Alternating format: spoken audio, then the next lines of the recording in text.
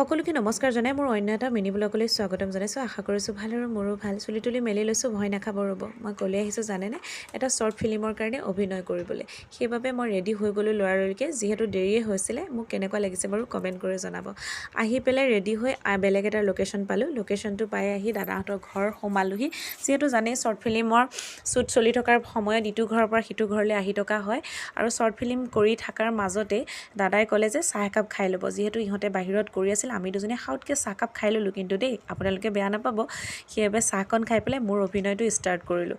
যিহেতু ইমান ধুনীয়াকৈ কামখিনি কৰি আছিলোঁ, যিহেতু মই নতুন যদিও কিন্তু মোৰ ভয় লাগি আছিলে। দাদাহঁতক লগ পাই সঁচাই ভাল লাগিল, ইমান মৰম আৰু ছাপৰ্ট দিয়াৰ বাবে। আৰু কামৰ মাজতে পেট পূজাটোতো মেইন, সেইবাবে আকৌ খাবলৈ বহিলোঁ। খোৱাৰ মাজতে সকলোকে ভিডিঅ' কৰি থাকিলোঁ। আৰু লগৰকেইজনীয়ে ইমান ধুনীয়াকৈ মোক মানে আঁকোৱালি লৈছে। সঁচাকৈ এনেকুৱা লাগিছিলে যে ফেমিলিটোত কাম কৰি যে বহুত দিনৰে চিনাকি। আচলতে এখন মুভি কৰিবৰ কাৰণে কিমান কষ্ট কৰিব লাগে নহয়নে? কামৰ মাজতে আমাৰ এয়া লাষ্টটো ভিডিঅ' আছিল। এয়া যাবৰ কাৰণে পেক চেক বান্ধি ল'লোঁ।